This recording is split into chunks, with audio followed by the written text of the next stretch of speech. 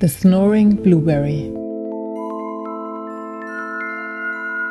In blueberry land, everything is blue, like the blueberries themselves.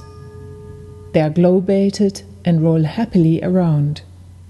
And that's no problem, because there are no humans who might catch and eat them. After all, it's blueberry land and not human territory. The borders of the blueberry land are guarded strictly.